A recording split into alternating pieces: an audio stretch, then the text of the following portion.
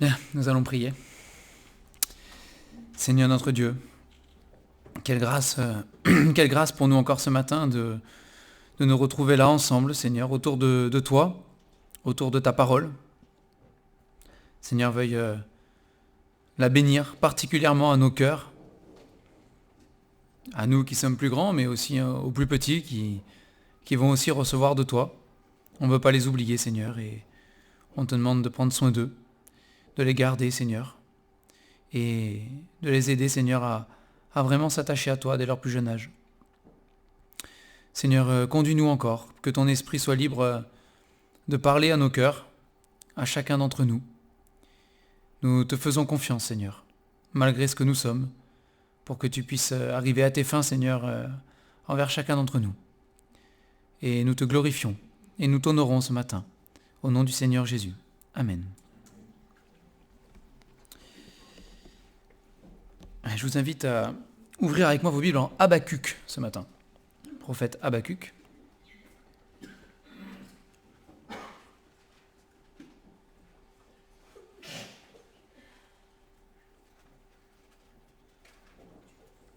À partir du premier chapitre.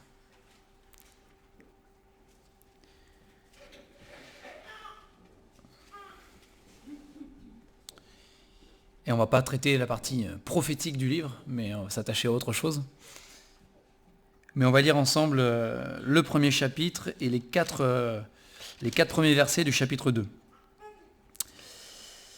Donc il est écrit, ici dans la parole de Dieu, « Oracle révélé à Habacuc, le prophète. Jusqu'à quand, ô Éternel, j'ai crié et tu n'écoutes pas. J'ai crié vers toi à la violence et tu ne secours pas.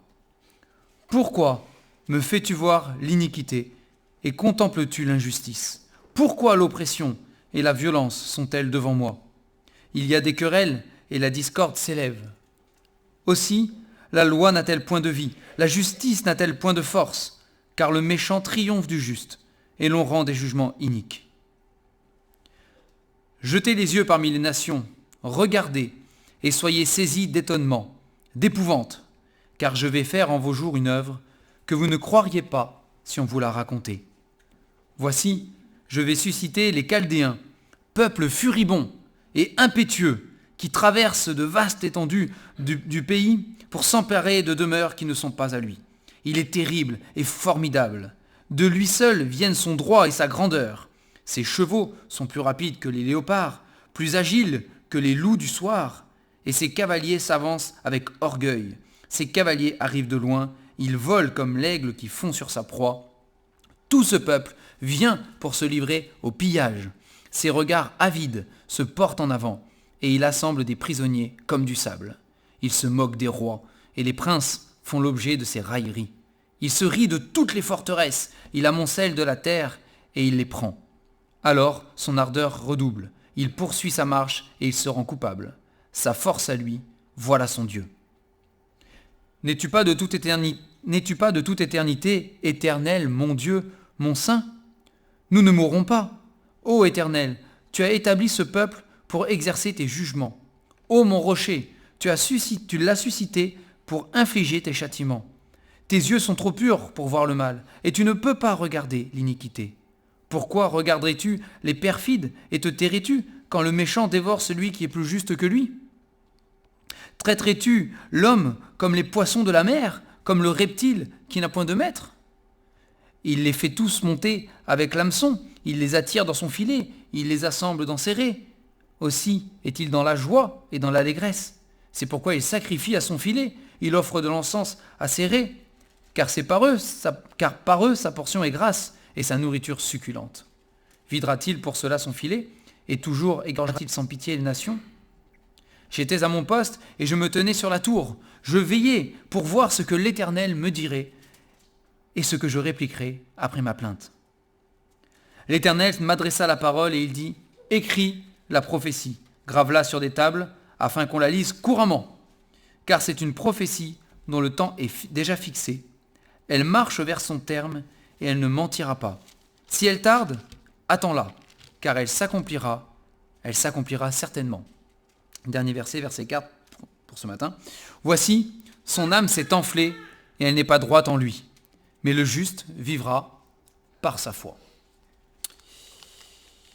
Si vous voulez connaître la suite, comme d'habitude, je vous invite à lire la suite d'Habakkuk chez vous. Hein. Ici, donc sans s'attacher réellement au sens prophétique, c'est pas l'objet ce matin, on a un homme, un prophète. Il s'avère que c'est un prophète, d'accord. Mais nous avons un homme, Habakkuk, un homme de foi. On le voit quand même. Il a une relation avec l'Éternel. Il est prophète, donc voilà. Mais on a un homme qui n'est pas satisfait de sa situation, ou du moins de la situation du peuple. Il n'est pas satisfait. Il n'est pas satisfait parce que le péché règne dans le peuple. C'est le péché qui triomphe, c'est les méchants qui ont le dernier mot, les jugements qui sont rendus par ceux qui sont censés prononcer la justice ne sont pas des jugements droits, ce sont des jugements qui sont corrompus. Voilà, ils ont égard aux méchants, avec un bon pot de vin et beaucoup d'argent, ils obtiennent toujours ce qu'ils veulent au détriment des plus pauvres et de ceux qui parfois sont justes dans le jugement. Et donc, il n'est pas satisfait par la manière dont les choses fonctionnent. Et puisqu'il n'est pas satisfait, et qu'il connaît l'Éternel qui est l'Éternel juste, alors il va parler à Dieu, et il va lui adresser, on l'a vu, donc c'est le verset 3, il va lui adresser un premier pourquoi. Pourquoi ? Pourquoi, Seigneur, ça se passe comme ça ? Pourquoi le péché triomphe sans jugement ? Donc c'était l'impression qu'il avait. Il avait l'impression que finalement les méchants, les pécheurs, les juges qui étaient iniques, etc., pouvaient faire ce qu'ils voulaient, et que le châtiment de Dieu ne tombait pas sur eux. Et lui, en tout cas, c'était son caractère, sa personnalité peut-être aussi, je ne sais pas, mais il avait une sensibilité à ça, et il trouvait cela profondément injuste. Ce n'était pas juste. Ce n'était pas juste. Alors, il va adresser la parole à Dieu, et il va adresser un premier pourquoi en disant, mais pourquoi, Seigneur ? Pourquoi ça se passe comme ça autour de moi ? Pourquoi ça doit fonctionner comme ça ? C'est pas normal. Les méchants ne devraient pas réussir. Alors vous avez le psaume d'Asaph que vous pouvez lire aussi, qui pendant un temps aussi porte. Lui carrément, Asaph lui, c'est quand il voit le méchant qui triomphe, il dit même pendant un instant mon cœur est presque qui porte envie à vivre comme eux. Parce qu'il dit quand même, après tout moi ce que je fais comme effort pour être juste et j'en ramasse, et eux ils font même pas d'effort pour être méchants, ils le sont naturellement, mais voilà, ils sont méchants librement comme ça, et eux ça marche. Pendant un instant, je me suis dit, voilà, donc ça c'est Asaph. Donc Habakkuk, il n'est pas dans cette dynamique-là, mais simplement, il est perturbé. Il est perturbé. Et aujourd'hui, il suffit de voir comment le monde vit autour de nous, et si on est enfant de Dieu réellement, avec l'Esprit de Dieu qui vit dedans de nous, on est perturbé. On est perturbé. On se dit, mais c'est pas possible. C'est pas possible. C'est pas possible. C'est pas possible. Alors Habakkuk, lui, il le dit à Dieu. Il dit, pourquoi, Seigneur ? Pourquoi ? Et Dieu lui répond, et donc ça, ce sont les versets 5 à 11, c'est la réponse de Dieu, en fait. Et Dieu lui répond, t'inquiète pas, je suis au courant, merci, je sais ce que je fais. Ça, c'est ce qu'il dit à Job. C'est moi qui fais le travail de Dieu, je sais ce que je suis en train de faire. Et on ira voir Job après, justement. Mais il dit, voilà, le jugement va arriver, et justement, il y a un peuple, alors à l'époque il prend le peuple des Chaldéens, là, dans le contexte, et il dit les Chaldéens, qui étaient un peuple, alors vous avez vu la description un petit peu ici, dans d'autres prophètes vous en avez un petit peu plus de détails, c'est un peuple, ça rigolait pas. Quand il y avait des conquêtes, ça rigolait pas. C'est un peuple qui était cruel, vraiment cruel. Et donc il dit, ce peuple-là, je vais l'utiliser pour punir ce péché qui t'insupporte autour de toi. Je vais amener ce peuple-là, il va venir, et ce sera mon jugement. Et Habakkuk n'est pas satisfait. De nouveau. Il n'est pas satisfait par la réponse de Dieu. Et donc il va poser une deuxième question, au verset 13 après. Pourquoi regarderais-tu les perfides et te tairais-tu quand le méchant dévore celui qui est plus juste que lui ? Et là Habakkuk, il a un problème. De nouveau. de nouveau, la situation, alors elle n'arrive pas encore, mais il sait que si Dieu le dit, ça va arriver. Donc il s'y projette déjà dedans. Hein, et il dit à Dieu, non mais Seigneur, c'est pas possible. C'est pas possible. Tu peux pas utiliser un peuple païen, idolâtre, cruel, tellement loin de toi, pour juger un peuple plus juste qu'eux. Hein? Alors, bon, c'est toujours le débat de qui est le plus juste que qui. La parole de Dieu met tout le monde sur le même pied d'égalité, car tous ont péché, nous dit l'Épître aux Romains, car tous ont péché et sont privés de la gloire de Dieu. Alors oui, certes, ils étaient censés être le peuple de Dieu, c'est vrai, et refléter, mais bon, d'après ce que décrit Habakkuk à ce moment-là, c'était pas le cas de toute manière. Mais en tout cas, Habakkuk, il a un problème. De nouveau, il a un problème. Ce qu'il voit se profiler et arriver, ça lui va pas. Et il dit, mais pourquoi, Seigneur? Pourquoi ça doit arriver comme ça? Pourquoi? Alors Dieu, on a vu les 4 derniers versets là, du chapitre 2, Dieu lui répond à sa manière. Et je ne vais pas traiter la réponse de Dieu nécessairement ce matin. Mais Dieu va lui répondre et lui dire, de toute façon, que c'est comme ça. Voilà. C'est un peu ce que dit Dieu souvent, à la fin. C'est toujours Dieu qui a le dernier mot, de toute manière. Et au final, on ne sait pas tout, on ne comprend pas tout, on n'a pas toutes les cartes en main, comme on dit. Mais Dieu, il a toutes choses entre ses mains. Et cette situation d'Habakkuk, il n'est pas le seul à la vivre. Alors, c'est pas toujours le même contexte. Mais il n'est pas le seul à ne pas être satisfait de ce qu'il vit ou de ce que vit le monde autour de lui, de la manière dont les choses fonctionnent, de la manière dont les choses arrivent. Il n'est pas le seul. Alors bien sûr, je vais prendre Job parce que c'est facile, j'ai envie de dire. Mais en Job, par exemple, au chapitre 13, alors on ne prendra pas toutes les personnes dans la Bible. Qui ne sont pas toujours satisfaites, il y en a beaucoup, parce que c'est l'homme, on est comme ça. On ne va pas se mentir, on est les mêmes. On est les mêmes. Mais en Job chapitre 13, on pourrait prendre aussi le prophète Jérémie, par exemple dans Lamentation de Jérémie, quand il voit la situation dans laquelle le peuple est arrivé à cause de son péché, mais même lui, il dit, mais pourquoi Seigneur? Pourquoi jusque-là? Pourquoi à ce point? Et Job au chapitre 13, par exemple, on va lire à partir du verset 24, les derniers versets. « Pourquoi caches-tu ton visage et me prends-tu pour ton ennemi? Veux-tu frapper une feuille agitée? Veux-tu poursuivre une paille desséchée? Pourquoi m'infliger d'amères souffrances, me punir pour des fautes de jeunesse? Pourquoi mettre mes pieds dans les ceps, surveiller tous mes mouvements, tracer une limite à mes pas, quand mon corps tombe en pourriture, comme un vêtement que dévore la teigne ?» Bon, vous connaissez le contexte de Job. Alors, c'est pas le même contexte qu'Habakkuk, pas du tout. Néanmoins, c'est sûr que Job n'était pas au courant. Nous, on a le livre de Job, on lit le livre de Job, et nous, on sait ce qui se passe, parce qu'on lit le livre. On lit l'histoire après coup. Mais Job, lui, sur le moment, quand il a vécu la chose, il ne savait pas ce qui se passait. Il savait une chose, il en était convaincu, c'est que son malheur et tout ce qui le frappait n'était pas lié à son péché. Ça, c'est d'ailleurs le seul qui était conscient de ça. Tous ceux autour de lui étaient convaincus que c'était l'inverse. Mais lui, c'est la seule chose dont il était conscient. Pour le reste, il ne comprenait pas ce qui se passait. Et donc, il était dans une situation, encore une fois, sa vie, il y en a qui parlent de destin, peu importe le mot que vous voulez mettre dedans, mais la manière dont il vivait, et ce qu'il vivait, en tout cas, il était dans l'incompréhension. Il ne comprenait pas. Et pourquoi, Seigneur? Pourquoi moi? D'ailleurs, c'était aussi les propos de Job, par moments, c'est « mais regarde, les méchants là-bas, ils vont bien. Et moi, qui ai toujours respecté ce que tu as dit, bam, c'est sur moi que ça tombe. Tu t'es trompé. » Mais d'ailleurs, même dans certains versets, Job dit parfois à Dieu, « Tu t'es trompé de cible. Il y a dû avoir une erreur de trajectoire, tu as dû viser le méchant et boum, c'est tombé sur moi, quoi. Mais il y a un problème, c'est pas normal. C'est pas normal. Mais en tout cas, pourquoi ? Pourquoi il dit ici? Habakkuk, il dit pourquoi, il y en a d'autres dans la Bible, on ne va pas tous les voir. Mais c'est quelque chose qui est aussi naturel et qui est dans notre cœur. Nous vivons sur cette terre, et cette terre, nous le savons, elle est soumise au péché. C'est ce que nous dit, on va prendre le passage, il y a l'Épître aux Romains qui nous le dit, et on va le prendre, c'est en Romains chapitre 9. 8, pardon. Pourquoi je dis 9 ? Romains chapitre 8.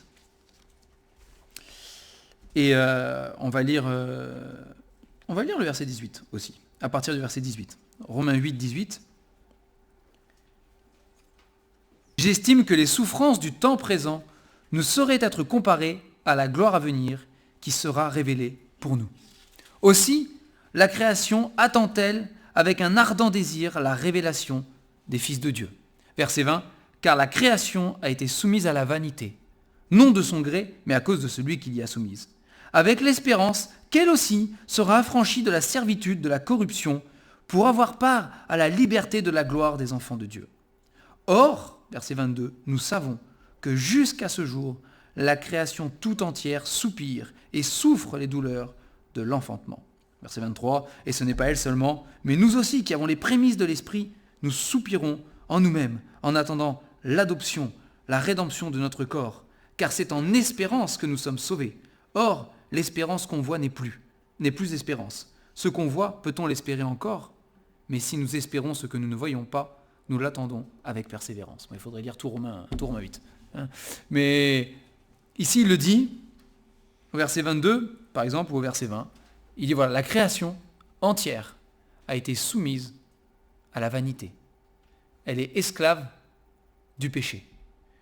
Et le monde dans lequel nous vivons, et dans lequel nous vivrons jusqu'à la fin de nos jours, ou que le Seigneur revienne nous chercher avant, mais ça reste la fin de nos jours, du coup, pour le coup, c'est pareil, peu importe, mais jusqu'à la fin, le monde dans lequel nous vivrons sera soumis au péché. C'est une certitude, et nous devrons vivre avec. Nous devrons composer avec. Et nous traverserons, parce que nous le traversons déjà, et que c'est comme ça depuis, et que ça sera jusqu'à la fin, nous traverserons toujours des choses difficiles et des choses surtout qui nous échappent et qui sont incompréhensibles à notre intelligence humaine. Nous ne comprendrons pas. Pourquoi ça se passe comme ça ? Alors oui, il y a le péché, mais pourquoi ? Et pourquoi le Seigneur permet ceci ? Et pourquoi le Seigneur permet cela ? Bon, on a toujours des idées pour faire mieux, nous. C'est comme ça qu'on fonctionne aussi. Moi, j'aurais pas fait comme ça. Bon, c'est là où Dieu dit à Job à la fin quand même, écoute, malgré tout, oublie pas que être Dieu, c'est mon travail à moi, c'est pas le tien. Toi, t'es travail de créature, moi, travail de Dieu, moi, je sais ce que je fais. Mais bon, peu importe. Et jusqu'à la fin de notre vie, on vivra des choses où on se dira, mais pourquoi, Seigneur ? Pourquoi c'est comme ça ? Et c'est pas être un mauvais chrétien. C'est naturel, on se dit les choses, parce que on ne comprend pas. On ne comprend pas. Alors parfois, le Seigneur nous éclaire déjà. Sur la terre, ça arrive. Parfois, le Seigneur nous montre pourquoi. Dans certaines circonstances. C'est comme cela. Mais parfois, on n'a pas la réponse. Parfois, on n'a pas la réponse. Et c'est là, comme toujours, c'est là que notre foi est mise aussi à l'épreuve. On n'a pas la réponse. Mais en tant qu'enfant de Dieu, on est censé faire confiance au Seigneur. On ne sait pas pourquoi. On ne voit pas où on va. On n'a aucune certitude. Mais on est censé avoir une certitude quand même. Comme nous révèle la parole de Dieu, nous sommes censés avoir la certitude que Dieu, lui, il sait ce qu'il fait. Et que je ne suis pas sur cette terre en train d'être ballotté à droite, à gauche par le fruit du hasard et des choses qui, voilà, vous savez, l'effet papillon, là. Il se passe un petit truc à l'autre bout de la planète et du coup, vers chez moi, il se passe ça. Ça, c'est bien joli pour les films. Mais c'est pas comme ça que le Seigneur fonctionne. Alors, il peut fonctionner comme ça s'il a envie, mais ce n'est pas comme ça que le monde tourne. Le monde n'est pas laissé au hasard, comme ça, des choses. Ce n'est pas vrai. Ce n'est pas ce que révèle la parole de Dieu. Ce que révèle la parole de Dieu, c'est que notre Dieu, le Dieu créateur, est un Dieu tout-puissant. Et qu'il siège dans les cieux, qu'il est sur son trône, et qu'il est celui qui règne. Il est le souverain, dans tous les sens que ça peut impliquer, Moyen-Âge ou moderne, peu importe, mais il est le souverain. Il l'est. Et il le sera jusqu'à la fin. Il n'est jamais pris au dépourvu. C'est pas possible. Dieu n'est pas surpris de quelque chose qui arrive tout d'un coup. Ah, ça je ne l'avais pas prévu, je ne l'avais pas envisagé. Non, ce n'est pas possible. Parce que c'est un Dieu qui est tout puissant et qui a tout contrôle. Alors parfois, oui, c'est vrai. Le Seigneur a laissé une liberté. Il nous a laissé certaines libertés. C'est vrai, c'est la vérité. On le voit dans la parole. Et c'est la raison pour laquelle on fait des mauvais choix aussi. Et que nous avons parfois les conséquences aussi du péché, de nos propres péchés, ou parfois de ceux des autres que nous sommes obligés de côtoyer, et nous devons vivre avec. Peut-être, c'est vrai. Néanmoins, Dieu est au contrôle.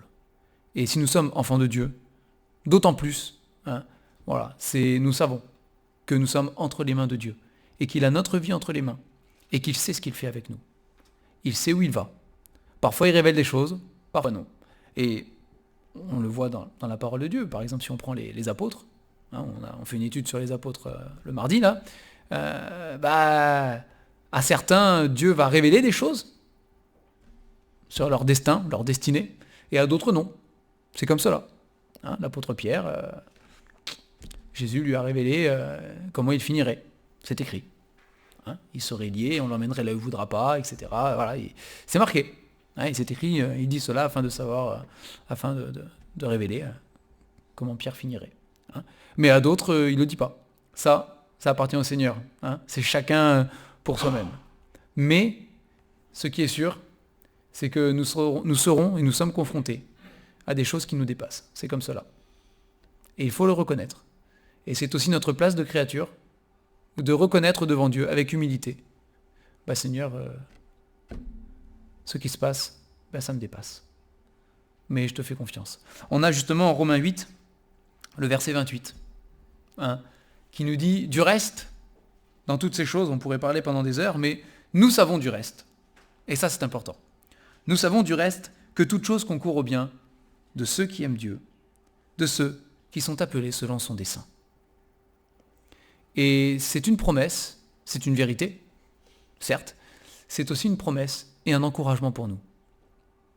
Parce que, si nous sommes honnêtes, en regardant justement ce qui se passe autour de nous et parfois nos propres vies, et ce que nous subissons, ce que nous vivons, on a du mal à voir comment ça pourrait concourir à notre bien. On se dit, Seigneur, quand même, c'est douloureux. Il y a de la souffrance, il y a de la tristesse, il y a de la peine, il y a beaucoup de douleur. Et on a du mal à voir, Seigneur, comment. Et difficile de concilier les deux, parfois, dans notre nature. Et c'est comme cela. Mais on a du mal à voir comment ça pourrait concourir à mon bien. Alors on se souvient de Joseph et de cette promesse où Dieu dit que d'un mal, il a transformé le mal en bien. On se dit, mais on a du mal. C'est difficile. Néanmoins, Dieu le dit ici, il l'affirme encore en Romains, c'est la vérité. Toute chose concourt à notre bien. Au bien de ceux qui aiment Dieu. C'est ce qui est marqué, de ceux qui sont appelés selon son dessein. Si nous sommes enfants de Dieu, c'est le cas. C'est toute chose concourt à notre bien. Alors c'est sûr que sur les chemins que Dieu nous fait prendre, si on devait choisir nous-mêmes, on prendrait peut-être pas les mêmes. C'est même probablement. Probablement qu'on aurait des idées pour en prendre d'autres. Et qui paraissent, en tout cas à premier abord, plus faciles. Mais c'est le plan de Dieu pour chacun d'entre nous, pour chacune de nos vies. Et nous devons, dans les moments où nous ne comprenons rien, nous devons nous raccrocher à ces versets-là, qui nous rappellent que Dieu est pour nous. Alors il y a la suite, on peut dire à partir du verset 31, que dirons-nous de Romains 8, que dirons-nous donc à l'égard de ces choses? Si Dieu est pour nous, qui sera contre nous? Alors parfois on a l'impression que tout le monde est contre nous. Et même les circonstances, même pas que des personnes. On a l'impression que vraiment, alors là c'est... Tout est contre nous. Mais il dit, si Dieu est pour nous, qui sera contre nous? Lui, verset 32, parce que c'est là la clé quand même, lui qui n'a point épargné son propre fils, mais qui l'a livré pour nous tous, comment ne nous donnera-t-il pas aussi toutes choses avec lui? Qui accusera les élus de Dieu? C'est Dieu qui justifie. Qui les condamnera? Christ est mort. Bien plus, il est ressuscité. Il est à la droite de Dieu et il intercède pour nous. Et là, Paul, il recentre les choses, il a parlé un peu de souffrance aussi avant, mais voilà, il recentre les choses sur Jésus-Christ. Sur Jésus-Christ. Et il dit, mais si nous pouvons tenir, si nous pouvons garder confiance en Dieu, si nous pouvons nous raccrocher au fait que, malgré tout, ça concourra à mon bien, c'est parce que Christ est mort et ressuscité pour nous.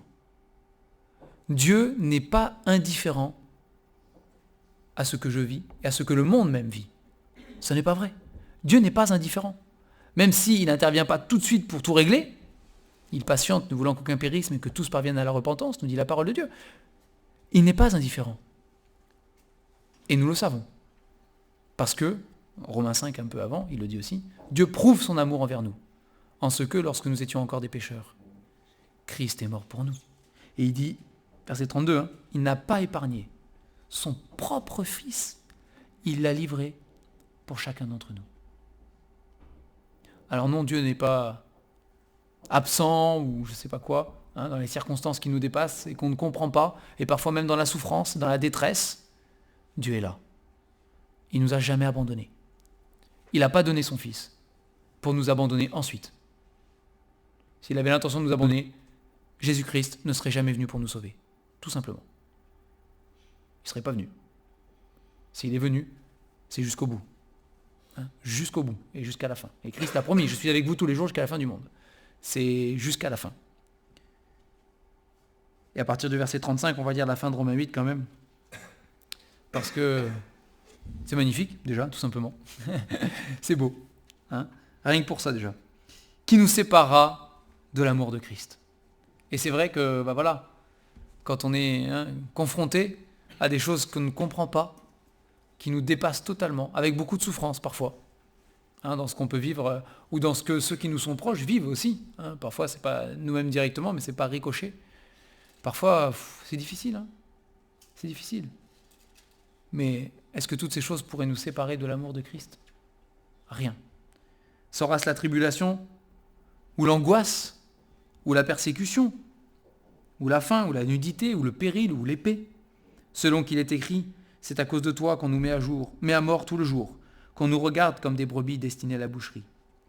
Verset 37, mais dans toutes ces choses, nous sommes plus que vainqueurs par celui qui nous a aimés. Car j'ai l'assurance que ni la mort, ni la vie, ni les anges, ni les dominations, ni les choses présentes, ni les choses à venir, ni les puissances, ni la hauteur, ni la profondeur, ni aucune autre créature ne pourra nous séparer de l'amour de Dieu manifesté en Jésus-Christ, notre Seigneur. Vous connaissez ce passage, il est magnifique. Il est magnifique. Mais l'amour de Dieu est un amour éternel, un amour qui triomphe toujours. C'est malgré les circonstances et malgré ce qu'on pourrait voir, malgré les apparences, l'amour de Dieu dans nos vies triomphe toujours. Et à la fin, encore une fois, c'est toujours Dieu qui aura le dernier mot. Malgré tout. Et même malgré notre péché. Et c'est quelque chose qui est, pour nous, enfants de Dieu, rassurant. C'est que le Seigneur, bien sûr, ne prévoit pas le péché comme faisant partie de son plan, clairement. On l'a vu dans Habacuc, tes yeux sont trop purs pour voir le mal. Donc il ne planifie pas qu'on pêche parce qu'il cherche pour nous la sainteté. Mais néanmoins, ce qui est rassurant, c'est que le Seigneur compose avec. Et c'est ce que nous voyons dans toute la parole. C'est le Seigneur compose avec le péché des hommes. Et il compose tellement avec le péché des hommes qu'il a trouvé la solution pour effacer le péché des hommes. Notre péché. En envoyant Jésus-Christ. Et aujourd'hui encore, nous restons des pécheurs. Encore aujourd'hui, nous péchons. Même en tant qu'enfants de Dieu. Cela nous arrive. Nous tombons. Mais le Seigneur a toujours voulu composer avec. Il a pourvu au pardon de notre péché. Il a pourvu à la sanctification aussi de nos âmes. Il a pourvu à toutes choses. Et il nous a laissé un trésor inestimable et merveilleux qui est la parole de Dieu. C'est écrit dedans, nous avons tout ce qui contribue à la vie et à la piété par le moyen de la connaissance de Jésus-Christ, celui qui nous a appelés, mais de Jésus-Christ. Je le résume comme ça. Et nous trouvons cela dans la parole. Dans la parole, nous avons tout. Et c'est pour ça que c'est toujours important de revenir à cette parole, de l'honorer, de la mettre en avant, de la vivre bien sûr, parce que sinon ça ne sert à rien, bien évidemment, de la mettre en pratique, sinon nous sommes des auditeurs oublieux, comme c'est écrit. Mais c'est important de revenir à cette parole.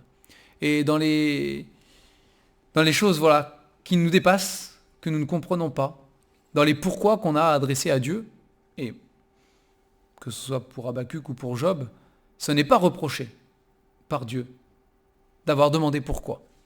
Ce n'est pas reproché. Nous avons le droit et nous avons cette liberté même en tant qu'enfants de Dieu, de pouvoir nous approcher du Père et de dire Seigneur, pourquoi ça arrive ça? Nous avons le droit, nous sommes autorisés. Dieu n'est pas un tyran. Il n'est pas, la relation que nous avons avec lui et la manière dont il fonctionne dans nos vies n'est pas une manière tyrannique. C'est un Père. C'est cela que Jésus est venu révéler. Le Père céleste, c'est un Père.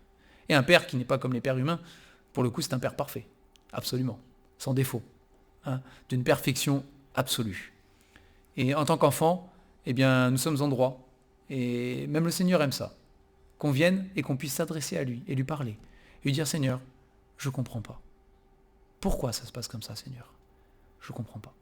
Et qu'on ait réponse ou pas, eh bien, dans la parole, nous trouvons des encouragements, dans tous les cas, et on va conclure avec ça, nous trouvons dans la parole, dans tous les cas, des encouragements pour nous dire, mon fils, fais-moi confiance. Fais-moi confiance. Tu ne le vois pas aujourd'hui, mais un jour, tu le verras. Tu comprendras. Et d'ailleurs, est-ce qu'on ne fait pas ça avec nos enfants parfois? On lui dit, bon, fais-moi confiance aujourd'hui, fais ça. Un jour, tu comprendras, t'inquiète pas.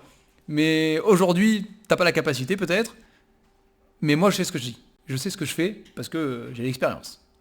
Donc aujourd'hui tu le fais, demain tu comprendras, on en discutera. Mais là pour l'instant, juste obéis, juste fais-le. Et c'est parfois la même chose avec le Seigneur. C'est fais-moi confiance, fais-le. Un jour tu comprendras, tu verras où je vais t'emmener. Pour l'instant, tu le sais pas, mais ça n'empêche pas de marcher.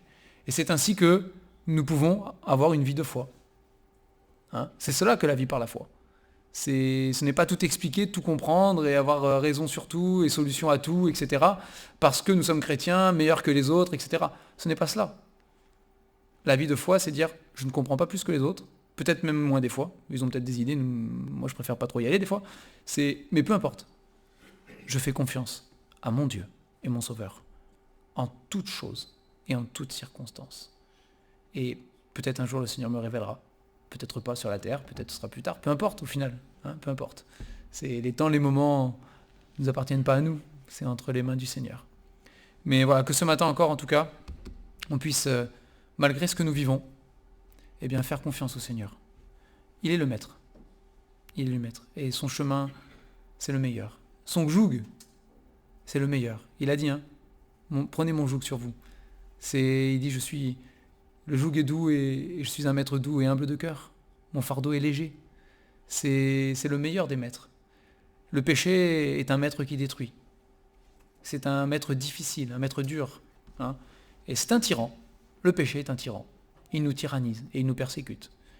Mais le Seigneur Jésus, c'est le maître parfait. C'est le maître absolu qui a partagé notre condition et qui nous a aimés, qui a donné sa propre vie pour nous et qui nous donne la vie. Une vie incroyable, extraordinaire, une vie éternelle. C'est quelque chose quand même. On va prier pour terminer. Seigneur notre Dieu, ce matin encore, nous voulons confesser que nos vies nous échappent, Seigneur, parfois. Et même bien souvent, nous avons des choses à dire, Seigneur. Pourquoi, Seigneur? Pourquoi tu permets ça? Pourquoi ça se passe comme ça? Pourquoi faut-il absolument, Seigneur, que nous souffrions, Seigneur, qu'il y ait cette douleur, cette tristesse? Pourquoi faut-il, Seigneur, qu'en faisant ce qu'il faut faire, eh bien, les choses dérapent? Seigneur, apprends-nous à te faire confiance. Apprends-nous, Seigneur, à grandir dans notre foi, à ce que notre foi soit ferme. Apprends-nous aussi, Seigneur, à nous confier dans les promesses que nous trouvons dans ta parole, à les serrer dans notre cœur, à les vivre. Seigneur, nous savons que, à cause du péché, la vie est difficile, Seigneur. C'est vrai. Mais combien il est beau et combien il est bon de t'avoir sur ce chemin difficile avec nous, Seigneur. Combien il est bon aussi de pouvoir vivre par la foi. Et cette vie par la foi, elle est belle, Seigneur. Oui, elle est belle. Merci Seigneur pour ton amour. Merci pour ta grâce. Et merci Seigneur parce que rien ne t'échappe. Oui, nous avons un Dieu tout-puissant. Tu es un Dieu tout-puissant. Seigneur, viens fortifier chacun d'entre nous ce matin. Et viens parler à nos cœurs pour nous faire du bien. Pour montrer que tu es celui qui est là. Et Seigneur, si nous avons du mal à te faire confiance, si pour certains d'entre nous c'est difficile, Seigneur, nous sommes faibles, eh bien, comme tu as pu le faire avec plusieurs serviteurs de Dieu dans ta parole que nous voyons, Seigneur, viens à notre secours. Montre-nous, éclaire-nous, révèle-nous des choses, interviens de manière à ce que nous puissions te voir, Seigneur, et être encouragés. En tout cas, Seigneur, nous avons besoin de toi. Et ce matin encore, nous voulons saisir cette occasion pour t'honorer comme étant notre Créateur et notre Sauveur, notre Dieu. Sois béni. Et Seigneur, voilà, que nos vies, Seigneur, puissent refléter cet amour que tu as pour nous. Oui, merci Seigneur en tout cas. Et merci aussi parce que tu es un Dieu qui est fidèle et qui, dans sa fidélité, répondra à nos prières, aux désirs de nos cœurs, aux incompréhensions et à toutes choses. Nous te bénissons au nom du Seigneur Jésus. Amen.